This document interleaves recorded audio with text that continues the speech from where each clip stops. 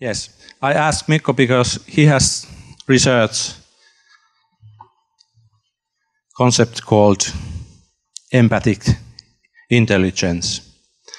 And Fishbowl is working like that. Those experts, I would like to ask Teemu too here in the front, if it's possible. And they will present short, few minutes, their own view, how games can develop autonomous acts. Mikko told me that he feels that the role players are better humans being. Not really, but he can, yeah. That was a provocative way. But seriously, many role players think that their experience of via gaming has developed them for life and interacting and in their social skills. And that's the point. Is it so? And how can we use that in schooling and school? Does it give something for schools? And who wants to say something in 2 minutes? Mikko. Okay. I explain this system because the empty chair is for somebody of you.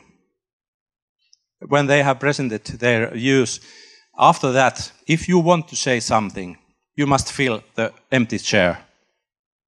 And when somebody has filled that empty chair, somebody must rise and go to their own seat. There will be one empty chair all the time. At the very ending, there might be only audience in here, not those lectures at all. But they have opportunity to come back. Okay, let's start. So, put on spot with all the guest speakers to represent the role players of the world. Thanks. So what role playing could offer, and where do I base this pretty outrageous claim of role players being better people? I'm not going to stand behind that, but instead I mainly posit that since what role playing basically is taking different roles, taking different perspectives, different views of the world, and I somehow fail to see how that could not make you at least understand the world a bit more. I'm not going to try to explain what is a good person, but at least one criteria for that is a person that understands the world and as such understands other people's viewpoints, whether he agrees with them or not. And this is something I think everyone should learn, and something that we should strive to teach in schools. And if role-playing is one way to promote that, then I say we should go for that. There's even some research on the subject, so I'm not just completely pulling this out of my hat. So maybe this was my 2 minutes for now. Yes, I believe that it's true that role-playing can make you a better person, but there's never any kind of guarantee. So I believe that on the average, it tends to make its practitioners more understanding about other views or other people's identities or lifestyles or whatever, as long as the role play that they play is of that type, where you truly have to put yourself in some other person's shoes, and you sort of, it's kind of mental stretching exercise. And like we know for a fact that physically also stretching is good for you, and also artistic or game activity where you test other ways of being, thinking, or other identity options. On the average, it is guaranteed to be good for you. But about the similarities with art, it's also very similar to how many people claim that yes, it's because of this landscape-related poetry that I'm so good at just walking in the woods and having remarkable aesthetic or existential experiences. It does sound sort of too lofty to be believable, and it sounds like self-flattery, but on the other hand, it's completely believable and sort of a reasonable line of thought that, okay, if you spend a lot of time reading poetry, it can enrich your abilities to find the woods as such meaningful. Same thing with some people talk about how because they've become so sensitive to colors because they've spent so much time looking at color field painting or whatever, they can appreciate the beauty of colors when they look at things without any other goal than just looking at things and trying to appreciate them. Also that is believable. So this radical notion is not unique. It's quite typical of many forms of art as well, to say that it's good for you. You train these skills or this sensitivity by doing this.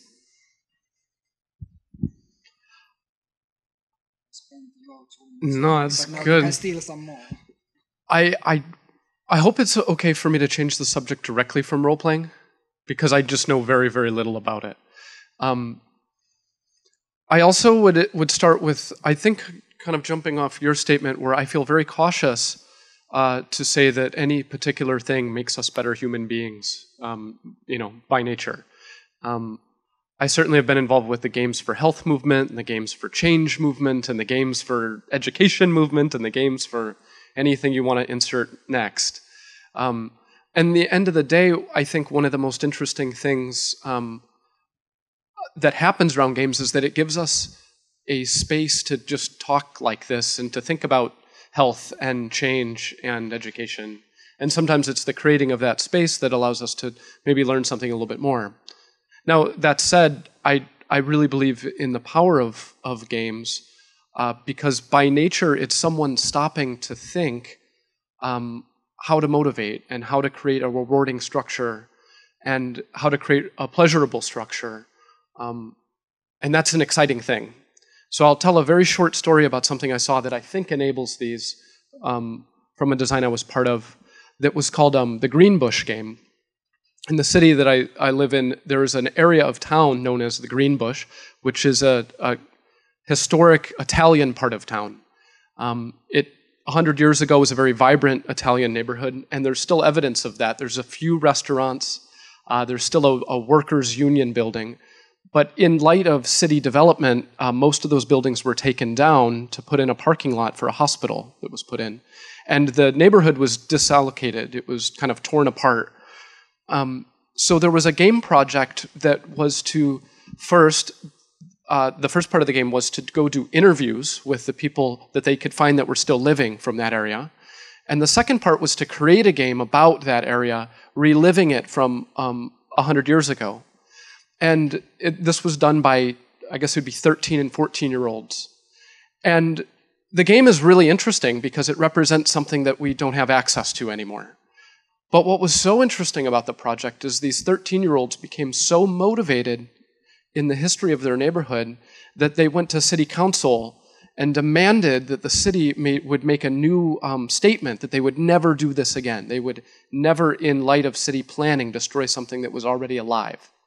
So what was so interesting about that is that normal kids, because of their investment and study of a place, and because of the design work that went into making a game, became activists within their community that were activists that knew what to do. They actually got before city council, became involved in politics, and actually made one tiny difference. And what excites me about that is I would assume that any 13-year-old who's had that experience is going to be a very different 18-year-old and a very different 30-year-old.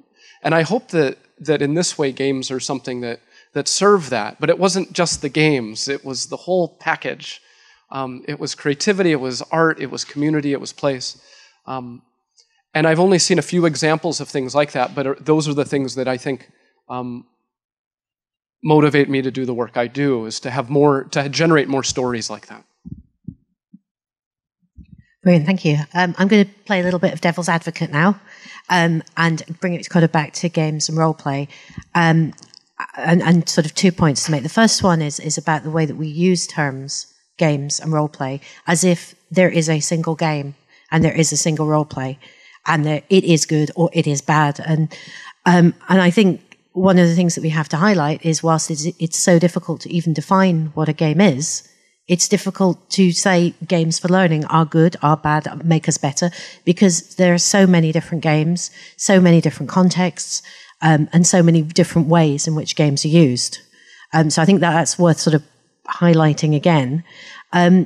Also, I think I don't know if anybody's read, there's a paper written in about 93 by a chap called Jones, and it's called The Damage That Games Can Do. And he actually talks about a situation, and he's talking about role-playing games here, and he describes things like using role-plays in classrooms and putting people on the spot in such a way that they feel emotionally damaged, that he talks about the breaking of the magic circle, and the fact that we make assumptions about games and about role-play, that everybody is an extrovert and everyone is quite happy going into a space and pretending to be somebody else. And whilst some of the claims that he makes about it completely breaking people and ruining lives are perhaps a bit over the top, I think it's worth kind of standing back a bit and thinking, well, games and role-play, we make certain assumptions because we have certain perspectives on the world, and I know I do, about our own attitudes and beliefs and motivations, and maybe we should sometimes stand back and think about the wide range of learners and people and the potential for doing damage with games as well as for doing a lot of good. I'll just actually jump on your bandwagon here. So basically, if there's one thing, and I'm going to be very direct here, one thing that often annoys me when learning games and teaching by games and things like this are discussed, it's the assumption that simply adding games to any equation automatically and magically makes it better. It's based, just like you said, on the assumption that everyone loves gaming, everyone wants to do things like this. But I'm just thinking of a situation that, let's say we have a group of 20 kids in a classroom, and then you're doing the game learning exercise or teaching something through games, and then a few of them are like, no, we don't want to play games. We want our test papers and we want our workbooks. What are we actually going to tell them? No, games are fun. You'll cry and play. So basically, this is also one thing that we should remember, is that games are a tool, and as they are a tool, it means that they can be used right or they can be used wrong. But simply as a tool, they won't make things automatically better. The thing about games and role play, like LARPing, that comes as well with video games, is that if the game is engaging, then it evokes emotions. You are like involved in that, and otherwise why would you play that game? And I have been so immersed in games that I have been really excited. I have been scared. I have been in LARPs there. I have been really scared. I have been processing them for weeks and weeks afterwards. And if we are not ready to meet that can be really scary and possibly damaging. But I think that's the potential of the games as well, because in everyday life, we don't go to that kind of emotions very often. Or if you go, then it's like a real problem. Then we don't want to think creative if our spouse is leaving us or something. But if that happens in the game, then we can really think something out of it. And I think that's great. I wanted to make a sort of a few sort of personal comments as well. Whereas I agree with all this damaging part. There is the sort of going into a role, preparing a role well, and then being in the role, which lets you be someone else that you're not. The escapist thing and whatnot. I was just these tidbits of information that you get. I've played 27 years of role playing, 18 years out of them in Ville Vuorela's campaigns. And these fantastic tidbits of information that you get, that and pools of information. As well, when you prepare for a role, for one campaign, I had played this Italian smuggler, and just for that role, I bought an Italian English dictionary and learned some Italian for that. It was just sort of amazing, these possibilities.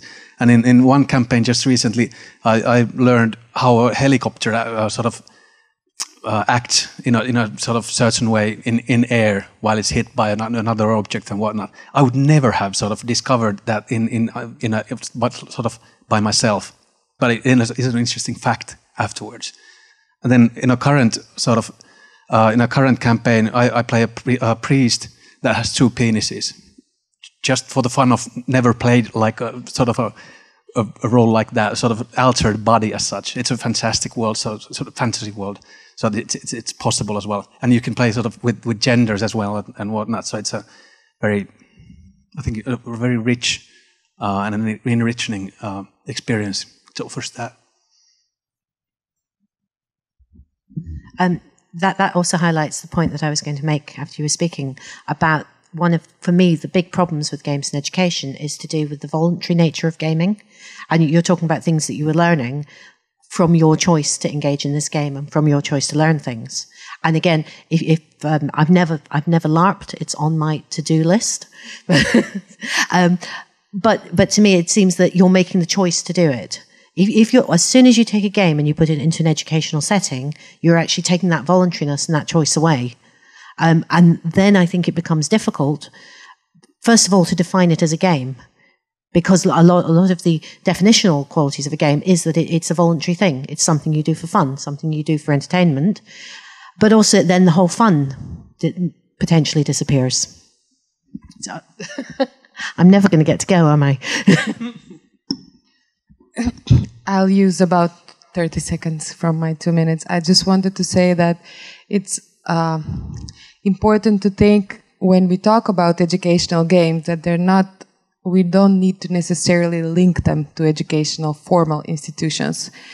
Because in that sense, if we do, then we have to follow some order that all the kids have to, all the students have to do this or have to do that. So if a game is educational and maybe even happens spontaneously, the educational process happens spontaneously, or otherwise it has a purpose that it's educational, but it's in an environment where people can voluntarily choose to take that or not, then I think, but I think you have a really good point, thinking that it's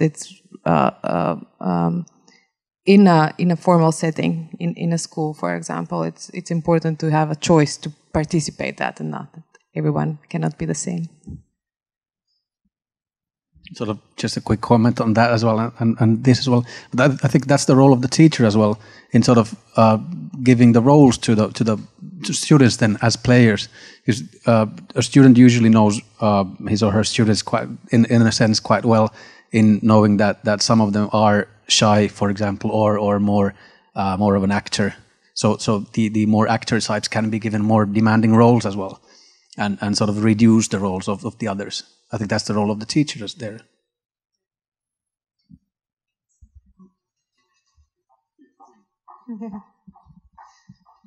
Hello, my name is Nora, and I have been doing live action role playing for 10 or more years. So I want to tell something about my personal experiences, which is related quite closely to what you just said about being shy or something like that. 10 years ago, I wouldn't ever dare to enter this stage here and speak to this big audience. But what I have been learning during the live action role-playing games is that I'm not that afraid of failure anymore that much, because when I'm in the game, I'm representing a character who is someone else than me. So there's no need to fear that if I say something stupid or look a bit weird or something like that. So that's one way a shy person can transform him or herself to someone who can actually be brave enough to, for example, talk to people or maybe sing. And I think there is a huge potential in live-action role-playing games, or as I talked with Mikko just during the lunch break or something, that the role-playing games just on the next to the table can do the same trick.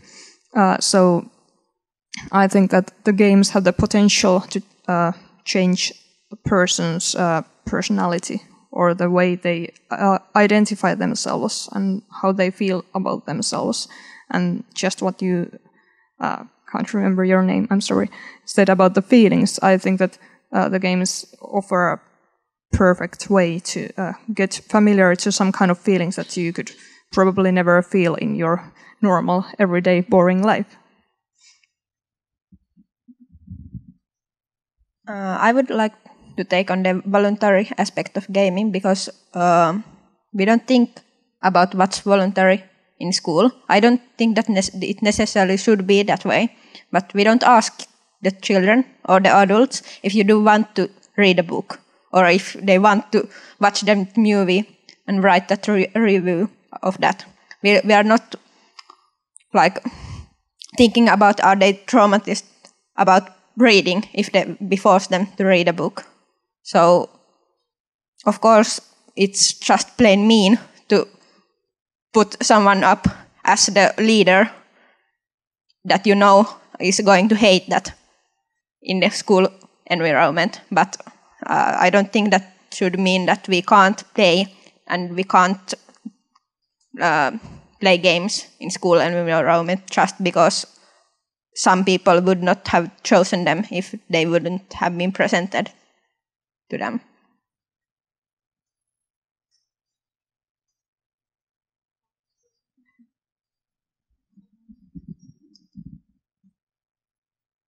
Well, there are too many ideas. My head is like a mess. But anyway, what I was thinking about the games, and one thing that I think that games is good in learning environment, even though I'm not sure if we can learn, for example, some mathematics or the usual stuff that we study in school. I don't think it's probably the main point, or we could also think that the games can help people to think more in a more creative way and to be more social. And I think that these two skills, at least, I'm sure that there are others, but these are the skills that are really important nowadays, that people can, talk to each other and be nice to each other. I'm not sure if I personally don't feel that I have been taught those skills in school, so I have been trying to figure out myself how to do it.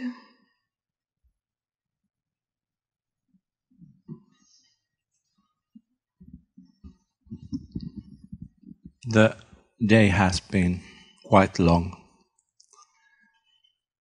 You're marvelous. I love you all because